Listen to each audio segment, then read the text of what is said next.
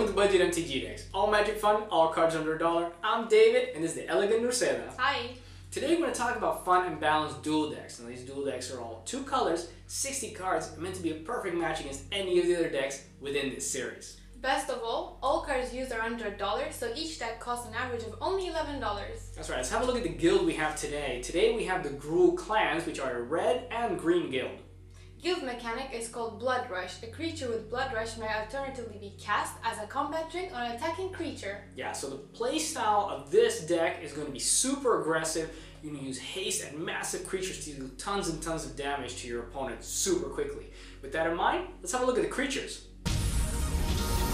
Let's start with our guild champion.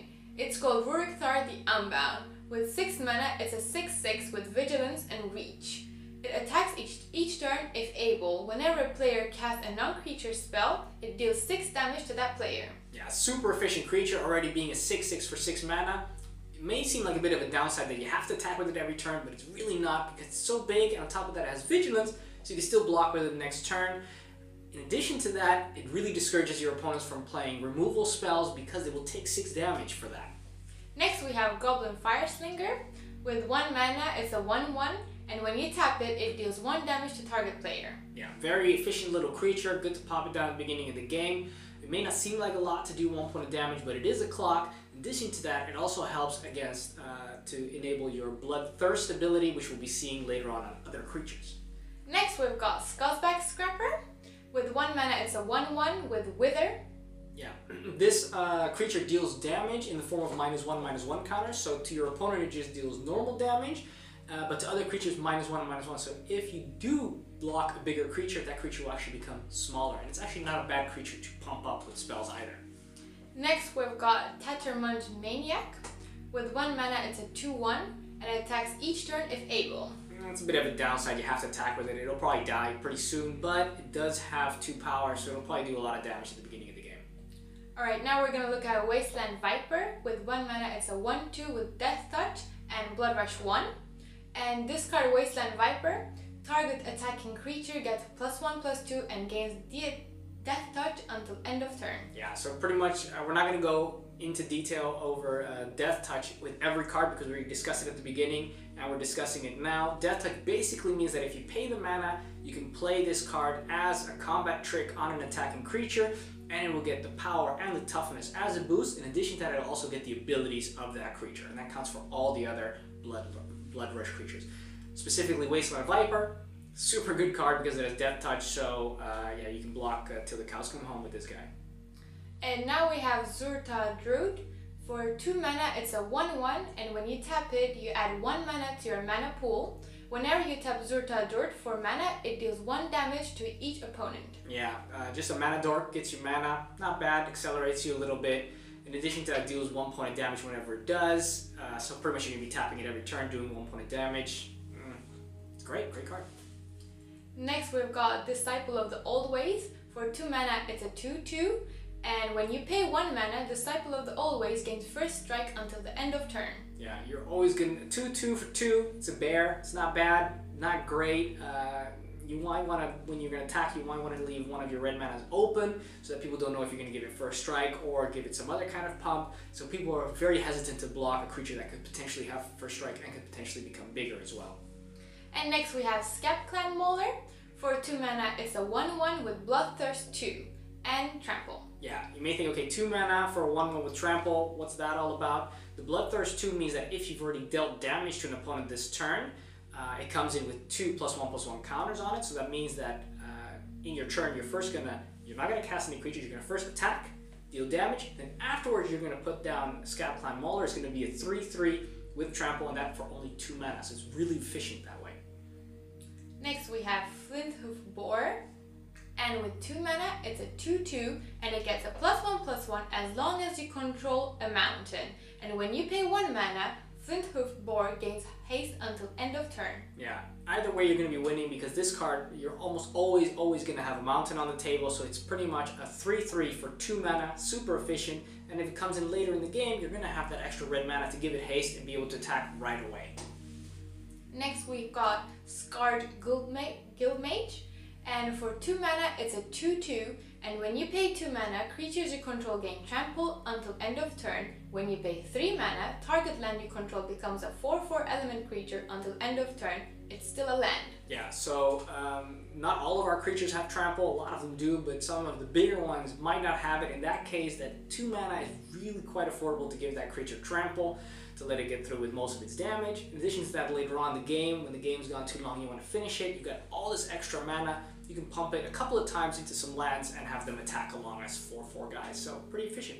Now we're going to look at Sporecap Spider. With 3 mana, it's a 1/5 with reach. Yeah, not too exciting, but I really like this spider because it's got such a big butt. I mean, the 5 toughness stops pretty much anything, and the reach stops the flyers. The flyers are not going to be bigger than this guy, so it's a really good defensive card. Next, we have Blood Ogre. With 3 mana, it's a 2/2 with Bloodthirst 1 and First Strike. Yeah, once again, the same as the other cards, you're going to cast this guy after the combat phase, and it's pretty much going to be a 3/3 First Striker. Very efficient. Not too exciting though, but very efficient. And now it's time for a Slaughterhorn. With 3 mana, it's a 3/2 with a Blood Rush 1. Yeah, so for 1 mana, you're going to be able to cast it as a surprise and give the creature +3/+2, which is actually quite a bit. And otherwise, it's just a nice little creature. And now it's time for Boggart Ram Gang. For 3 mana, it's a 3/3 with haste and wither. Yeah, super efficient this card. You like having it on turn 3 because it immediately does damage because of the haste, because you can attack with it right away. And the wither makes sure that even when you block a bigger creature or somebody blocks this guy, you're always going to be doing lasting damage in the form of -1/-1 counters. And now we have Fanatic of Senegal. With 3 mana, it's a 3/3 with Trample and Tribute 1. Yeah, so when this guy enters the battlefield, your opponent has to make a choice.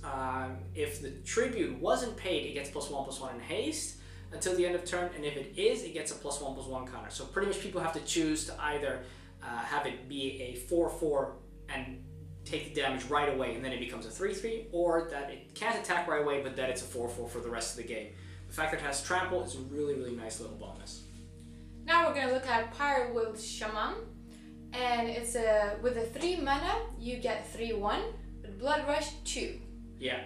And whenever 1 or more creatures you control deal combat damage to a player, if Pyre Shaman is in your graveyard, you may pay 3.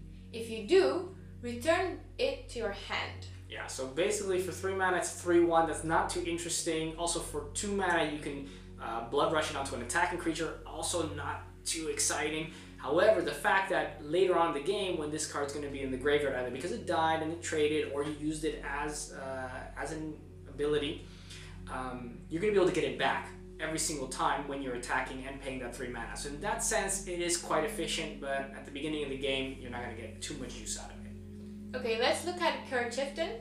With 4 mana, you get a 3/3, and it gets a +1/+1 as long as you control a forest.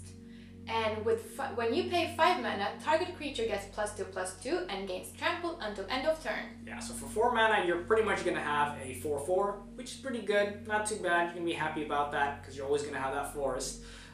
But you can also give another creature trample and that +2/+2 at instant speed, so when people don't expect it. So you can attack with a bunch of creatures, have that 5 mana open, and then after they've declared blocker, you can say, okay, I'm going to pay 5 mana, I'm going to make that guy that you didn't block, I'm going to make him bigger, or I'm going to turn this other guy bigger, and then you're going to lose your creature. I'm not going to lose my creature. So Chieftain is very powerful. Let's have a look at Gore Clan Ren Feature. With 4 mana, you get a 4/4 with Trample and Blood Rush 2. Yeah, in case you haven't noticed, this deck is full of super efficient creatures in their size for what you're paying for. So once again, for 4 mana, you get a 4/4 with Trample, which is amazing. And if you got 2 mana, you can also cast it as a combat trick. Let's have a look at Rubble Belt Raiders.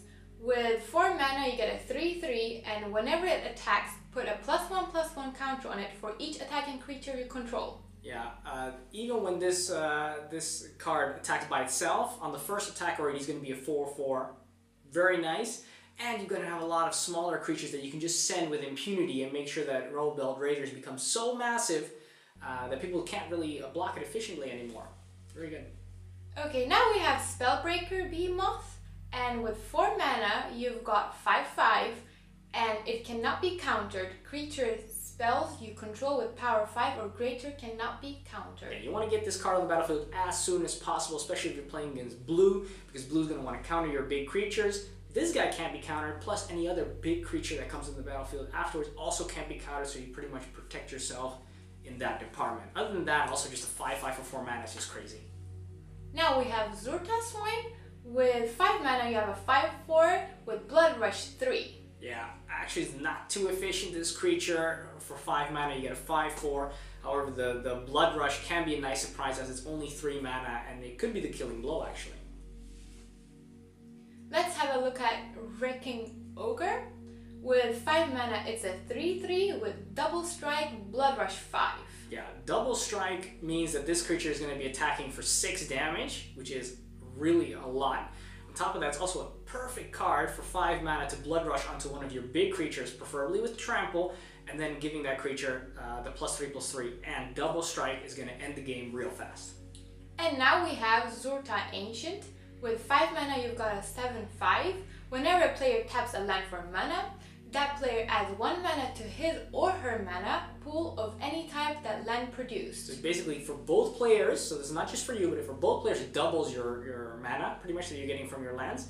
But in return for that, you're getting a 7/5. This is a perfect target for blood rushing stuff onto, and also for casting things that give it trample.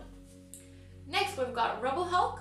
With 6 mana you've got X, and its power and toughness are each equal to the number of lands you control, with Blood Rush 3. Yeah, you're later on in the game, you're going to love to top deck this card because it's going to be huge if you cast it as a creature, but if you're also going to be able to attack and you're not going to be able to be blocked, one of your creatures is not going to be blocked too efficiently, for 3 mana, giving it +X/+X, where X is the number of lands you control, is definitely going to finish the game. So it is an awesome, awesome power card, and also very flavorful when you're getting a lot of lands, which Gruul loves. Well, those are the creatures. Let's have a look at the enchantments. This deck has 3 enchantments. The first enchantment is called Trollhide. For 3 mana, enchanted creature gets +2/+2 and has paid 2 to regenerate this creature. Yeah, this card is really nice, not so much because of the +2/+2, it's nice for aggressive creatures, but you really want it for the regenerate, because you can put it on any creature that's critical to you, leave 2 mana open, and it's going to be really difficult for your opponent to get rid of it. The second enchantment is called Rune of the Dose. For 5 mana, as long as enchanted creature is red, it gets +1/+1 and has double striker, and as long as enchanted creature is green, it gets +1/+1 and has trample. Yeah, this is really nice to put on either colored creature, but it really comes to its own when you cast it on a creature with both colors, because then you get +2/+2, double strike, and trample. That's going to make even the smallest creatures a giant threat on the battlefield. The third enchantment is called Gruul War Chant. For 4 mana, each attacking creature you control gets +1/+0 and cannot be blocked except by 2 or more creatures. Yeah, this is really nice because this deck is so aggressive. You're going to have quite a lot of small creatures at the beginning, and having this on the battlefield makes them bigger, plus makes it really hard for people to block them. Really, really great enchantment for this deck. Well, those are the enchantments. Let's have a look at the artifacts. This deck has 3 artifacts. The first artifact is called Cuckoo Stone. For 3 mana, you can tap it to add 1 green or 1 red mana to your mana pool. And by paying 2 mana, tapping it and sacrificing your Cuckoo Stone, you can draw a card. Yeah, so what's really handy about this card is that it's going to mana ramp you, it's going to mana fix you. In addition to that, later on in the game, when you don't need all that extra mana, you can just sacrifice it for maybe a better card. And the second artifact is called Khru Kirin. For 3 mana, you can tap it to add 1 green or 1 red mana to your mana pool. And by paying 2 mana, your Khru Kirin becomes a 3/2 red and green beast artifact creature with trample until end of turn. Yeah, so basically the same thing. It's also going to mana fix you, mana ramp you, but later on in the game, or maybe super early, whenever you find an opening, you can turn it into a Garruk's Companion and you can attack with it. Not too bad. And the third artifact is called Mage Slayer. And for 3 mana, it's an equipment artifact. Whenever equipped creature attacks, it deals damage equal to its power to defending player, and it costs 3 mana to equip it. Yeah, really handy about this artifact is that it deals damage when it attacks, so not when it's dealt damage or later on. It's when the creature attacks, it deals damage to your opponent. So you just pop it on a creature, and even if it gets blocked, it's still going to be doing that damage. And it's pretty much like double strike if it doesn't get blocked. Super, super handy. Those are the artifacts. Let's have a look at the instants and sorceries. Our first card is Gruul Charm. For 2 mana, it's an instant card. Choose one of three. Creatures without flying cannot block this turn, or gain control of all permanents you own, or Gruul charm deals 3 damage to each creature with flying. Yeah, so this charm is really handy, especially in this deck, because this deck hates flyers, so being able to do 3 damage to each creature with flying is going to be huge. The second ability, you can gain control of all permanents you own. You're not going to be using that one that much. And creatures without flying can't block this turn. That's going to help you get through towards the end of the game, make sure that people can't block you. So this card does a lot of different things in a lot of different phases of the game. Alright, so next we have a fuse card, which means on one side you have armed and the other side is dangerous. For the armed side, for 2 mana, it's a sorcery card. Target creature gets +1/+1 and gains double strike until end of turn. And for the dangerous side, for 4 mana, it's a sorcery card. All creatures able to block target creature this turn do so. Yeah, this card is especially handy because for 6 mana you can do both simultaneously. So that means you're going to be able to buff one guy, give him double strike, becomes really big, and all the creatures have to block that creature. You're going to be able to board wipe pretty much your opponent's side with this card. Other times you're just going to use the armed side to just deal that extra bit of damage with the double strike when you're attacking with already a pretty big creature. The only downside is that it's a sorcery, not an instant, so they're going to see it coming. But still a very good card nonetheless. Okay, next we have Colossal Might. For 2 mana, it's an instant card. Target creature gets +4/+2 and gains trample until end of turn. Very simple, just a combat trick. You're going to use it to give somebody who doesn't have trample so they get through and do some extra bit of damage. That's pretty much it. Okay, next we have Pit Fight, and for 2 mana it's an instant card. Target creature you control fights another target creature. Yeah, you're going to have the biggest creatures on the battlefield, without question. So it's just a removal card. You're going to be able to destroy a target creature of your opponent. And next we have Ground Assault. For 2 mana it's a sorcery card. Ground Assault deals damage to target creature equal to the number of lands you control. Yeah, you're going to have plenty of lands as well, so you're also just a removal card. You're going to be able to remove pretty much any creature your opponent controls as well. Next we have Destructive Revelry. For 2 mana it's an instant card. Destroy target artifact or enchantment. Destructive Revelry deals 2 damage to that permanent's controller. Yeah, well, we've already gotten 2 cards to destroy other creatures. Now we can also get rid of their artifacts or their enchantment. And it also does 2 points of damage extra, because that's actually quite nice because it's a very aggressive deck, so you want to be doing as much damage all the time. Alright, so now we have Spidery Grasp, and for 3 mana it's an instant card. Untap target creature, it gets +2/+4 and gains reach until end of turn. Yeah, in case you haven't noticed, this deck does not have any flyers, and it really hates flyers, so this basically turns any one of your big creatures into a spider to be able to grab your opponent's flyer out of the air, especially because they didn't expect they could block, because they would have been tapped. Does a lot of work getting rid of your opponent's big flyer when they think they can attack with impunity. And now we have Branching Bolt. For 3 mana it's an instant card, and you can choose one or both. Branching Bolt deals 3 damage to target creature with flying, and or Branching Bolt deals 3 damage to target creature without flying. Yeah, so pretty much it's a card that's able to destroy 2 creatures. You're going to be able to destroy 2 of their things, and you use only one of your cards. It's only for 3 mana, so really effective removal card. Well, those are the instant sorceries. Let's have a look at the lands. We have divided lands into 9 mountains, 9 forests, and 4 guild gates. Yeah, pretty much the same as all the other decks within this series. Very even mana distribution. You're going to have all your colors. This works just fine. Well, let's have a look at the conclusion. In conclusion, this deck is a lot of fun because you've got very big monsters and they attack very aggressively and they're very fast. So you've got bigger monsters than your opponent, so you've got nothing to worry about. Exactly. I really like it because it may seem like it's a very straightforward deck. You know, just pop in a big monster and you attack with it. But there's a lot of combat tricks, and because of the guild mechanic, you have even more combat tricks at your disposal. So you have a lot of different things you can use to trick your opponent into blocking and then losing their creatures. And of course, it's really big creatures, so that's just a lot of fun. On top of that, it's also pretty affordable, right? Yeah, it is. It costs only about $10.73. Yeah, so we're going to ask you guys now to press that subscribe button because it motivates us, it lets us know we're doing a good job, it also allows us to send you notification whenever the new video is coming out, all that good stuff. So just press that subscribe button. Well, that's it. Thanks for watching. I'm David. And I'm Nurseda, and this was Budget MTG Decks.